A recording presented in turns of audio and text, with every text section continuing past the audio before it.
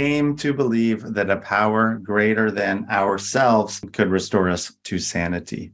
If you have taken step one, if you watched the first video, or if generally you're just on your journey of recovery and you can admit that you have a problem, if you can acknowledge that you need help, and you are willing to do things that you have not already tried, then you are ready for step two. And again, I will repeat, step two states, came to believe that a power greater than ourselves could restore us to sanity. Welcome to this video. My name is Mike. This is the Starts With Me channel. I am someone in long-term recovery from addiction. I just passed 11 years.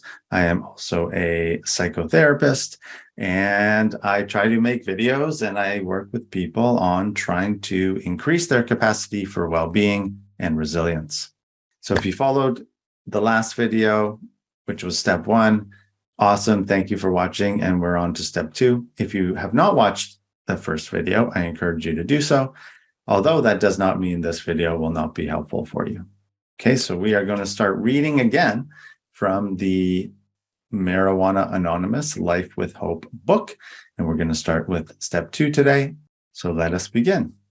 Step two was our introduction to the principles of open-mindedness and hope. In step one, we confronted our addiction, admitting that we were powerless over marijuana and that our lives had become unmanageable. We were then left with two alternatives: to stay as we were and continue using marijuana until we died, or to seek spiritual help. Once we admitted our powerlessness, we had to find a power greater than ourselves by which we could live. We knew that our human will alone had never been sufficient to manage our addiction. We began to realize that only a higher power could help us. Now, many people have a hard time with this step because they think they are powerful, or if they acknowledge they need help from an external source, it's some sort of admittance of weakness or failure. I think there's two sides to that story, okay? Yes, it is a failure. You're an addict and you can't stop getting high. So smashing our ego is part of this process.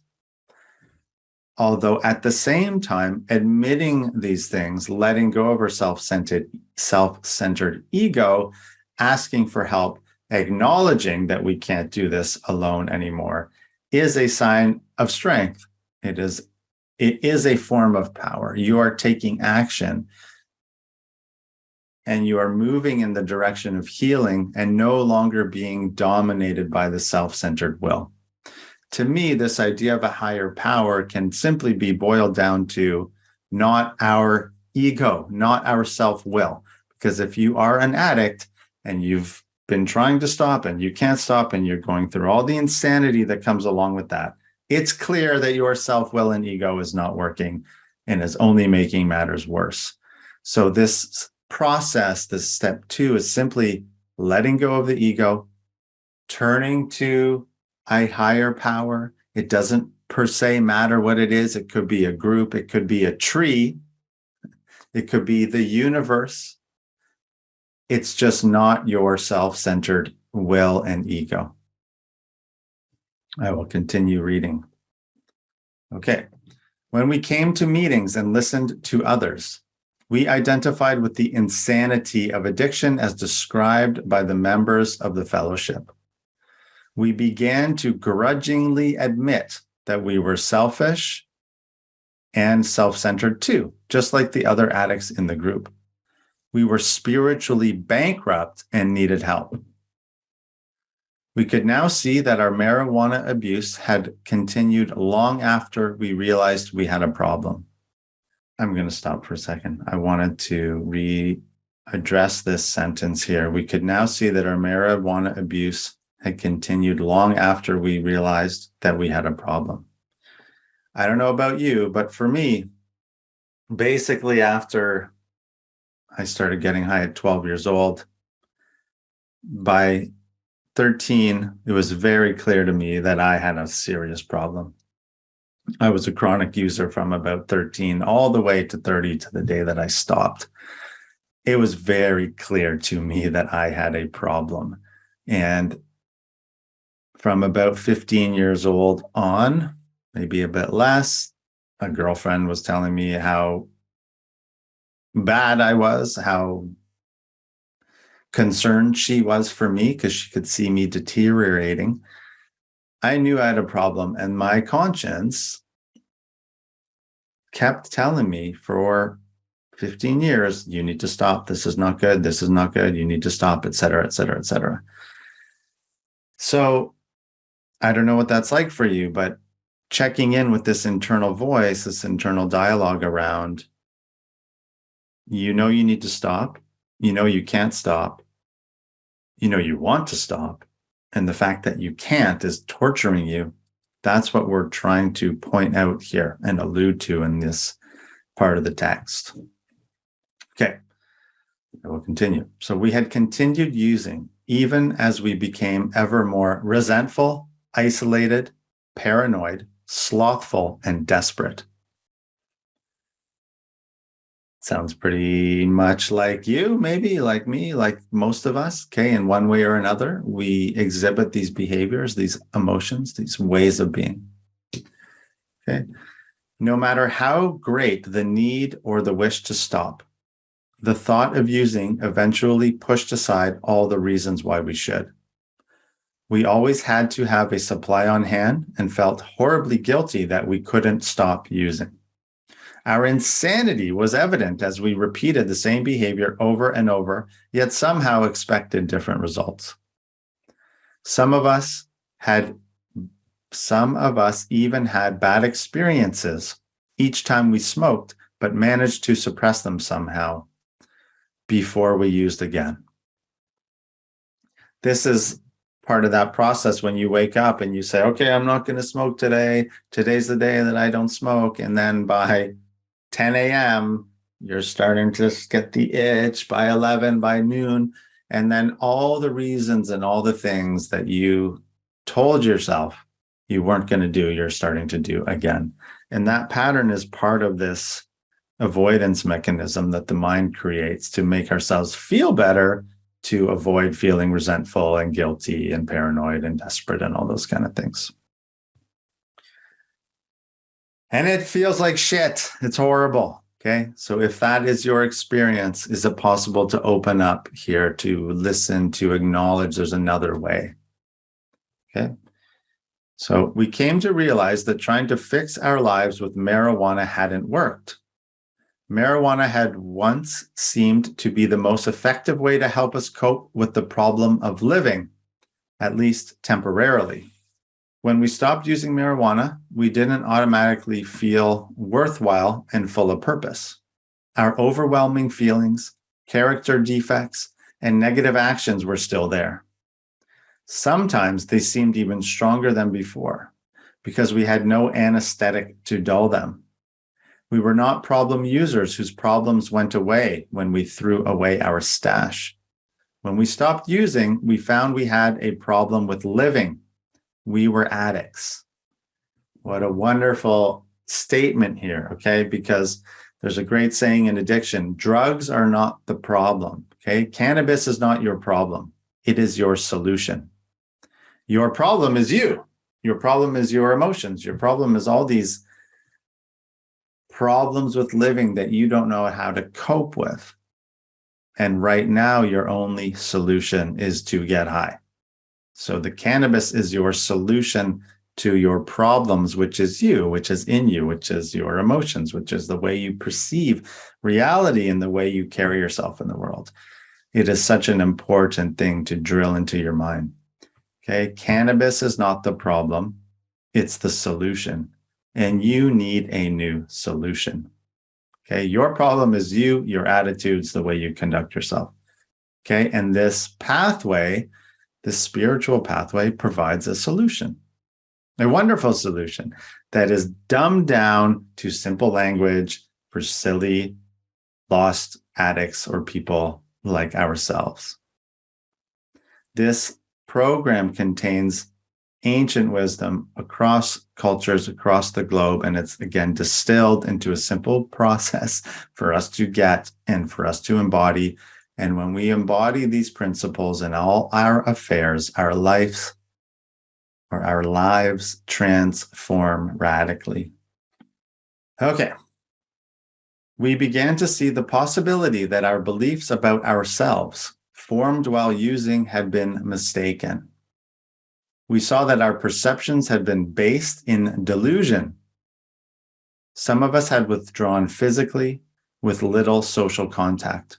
Some of us had isolated emotionally, not allowing anyone to get close to us. And some had hidden behind a front of functionality, while in our hearts we felt trapped and incapable of controlling our using.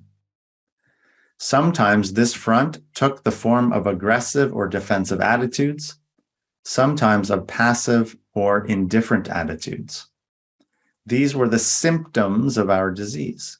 We had never been able to find the power necessary to change. Just to point out quickly here, this aggressive or defensive attitudes. When somebody perhaps says something to you about perhaps you're smoking too much weed, you get all defensive, you start arguing with them, you start justifying all the weed using and telling them why they're wrong and why you're right and why you don't have to face reality. The flip side of that, this passive or indifferent attitude is like, oh, whatever, man, it's just weed, doesn't matter, life's just fucked up anyway, might as well get high and hide and blah, blah, blah, blah, blah. So there's different sides to this puzzle and we all fit in the puzzle in different ways. Okay. So at this point, many of us found ourselves faced with a seemingly overwhelming dilemma. Our higher power had always been either ourselves or our drug. Okay, that's pointing to that self-centered ego thing. Now we were being asked to accept the existence of a new and greater power. Some of us said, I won't believe. Some said, I can't believe. And some said, I may believe in the existence of a higher power, but I have no real hope that it will help me. People who will not believe in a power greater than their ego are threatened. We tell these people that MA doesn't demand anything. Those of us who did not want faith were reminded that there is no dogma in Marijuana Anonymous. It is not necessary to acquire a major God consciousness to be able to cease using. All we need is to maintain an open mind and a hopeful heart. What a beautiful statement that is. All we need is to maintain an open mind and a hopeful heart. It is not necessary to say yes. It is, however, important to stop saying no. Wow, I guess I highlighted those for a reason, but that is so important. Open, hopeful heart. And we don't have to say yes to this idea of a higher power per se, but what we need to do is to stop saying no. No, that won't work for me. No, that person's stupid. No, that person's wrong. No, that person doesn't understand me. No, the existence of some interconnected web of the universe is not going to help me. No, no, no, no, no. We need to stop fucking knowing ourselves into misery and despair and hopelessness. Okay, we just need to stop saying no and open to the possibility that there is a pathway. Okay, so I will continue. Okay, higher power means different things to different people. To some of us, it is a god of an organized religion. To others, it is a state of being commonly called spirituality. Some of us believe in no deity. A higher power may be the strength gained from being part of and caring for a community of others. There is room in MA for all beliefs. We do not proselytize any particular view or religion. In MA, each of us discovers a spirit of humility and tolerance and each of us finds a higher power that works for us. Wow, what a beautiful phrase here. A spirit of humility and tolerance.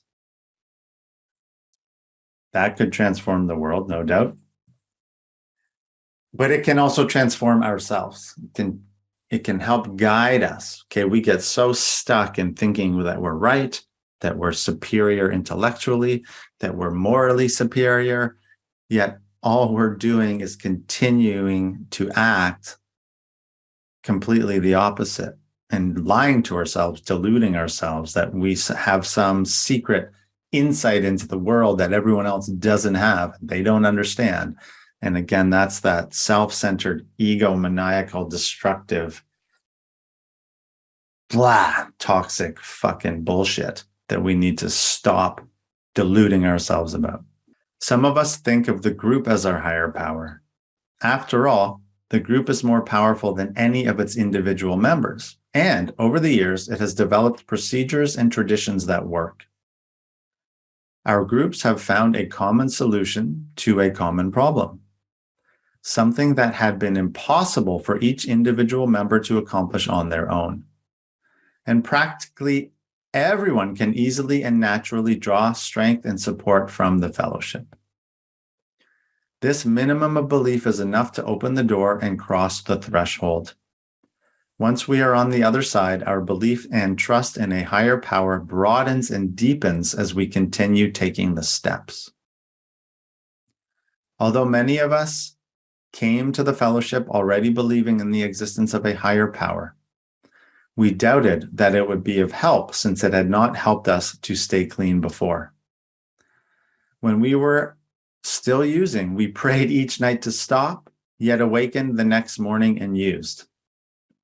You relate to that? Please, God, help me stop. This is horrible. I won't do this again. Please help me. Please help me. Something help. Stop. Please stop. I can't stop. I need help. You know, if you relate to that madness of trying to escape reality and beg for something to help you, this is where we learn to let go. Okay. Some of us were just too smart for our own good. We thought we had it all figured out. We felt intellectually superior. I can do anything I set out to do. Knowledge is power. Yet we were faced with the paradox of our own addiction. Our best thinking brought us to our bottom. What we learned is that recovery from addiction requires resources beyond the capacities of any one individual addict.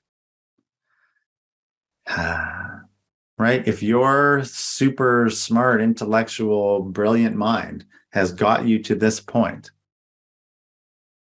do you think it's all of a sudden gonna free you and solve the problem magically all of a sudden? Oh, if I just do this, I'll be able to stop. Oh, I'm so smart, I can think my way out of anything, right? That's your addiction. Some people would say trying to kill you or trying to keep you miserable.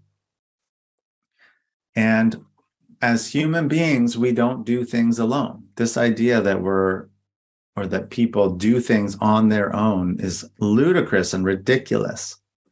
Yes, we have some agency over our behavior and our decisions. Although we are creatures of the universe, we're interconnected to each other as beings, as animals, okay, to nature. Nobody exists on their own. You don't choose your parents. You don't choose where you were born. You don't choose all the things that sort of make you who you are. So can you, again, let go of this insane sense of ego, self-centeredness, and this idea that you have all this agency over your addiction? Okay. Still, others had become disgusted with religion. We could only see hypocrisy, nonsense, bigotry, or self-righteousness. That was me for a very long time, and perhaps still little bits of it. So this is not about religion. This is not about religion. Okay. But upon closer examination, we found blossoms of truth and beauty hidden among the thorns. we discovered that some of these arguments were simply devices to feed our own egos, actually making us part of the problem. They were ways of feeling superior. Ironically, we were the ones who had become self-righteous. It was time to open our minds. Then there were those of us who came to the program still seeing ourselves as being very religious.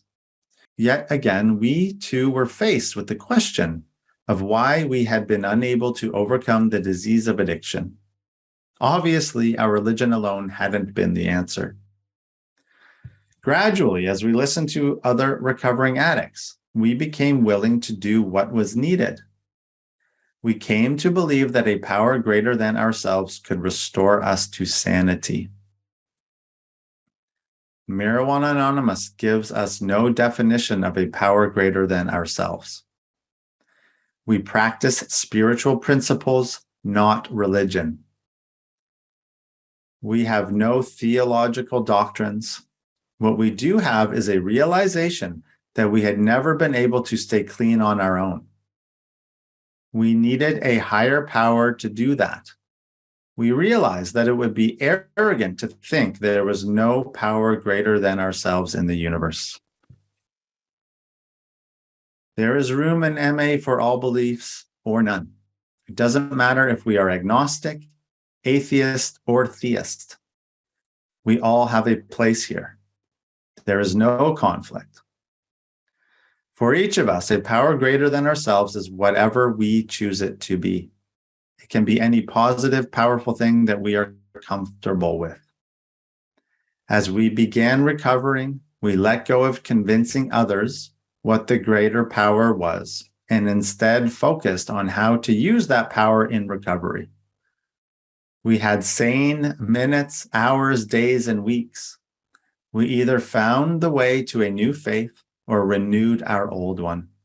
We saw that a power greater than ourselves was doing for us what we could never do alone. We saw that force working in our lives and in the lives of others. For step 2, we had only needed to answer the questions. Do I now believe?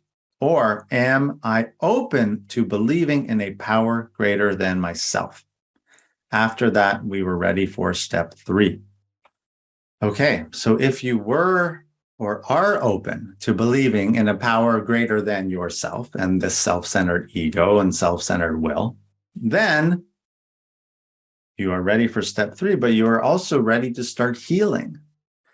There's this strange, like, interwoven connectedness of holding tight to thinking that you can still do it or control it on your own, and letting go of that control and letting go and opening yourself to solutions, to things beyond your addicted mind, beyond what you think is possible and what you can imagine helping you.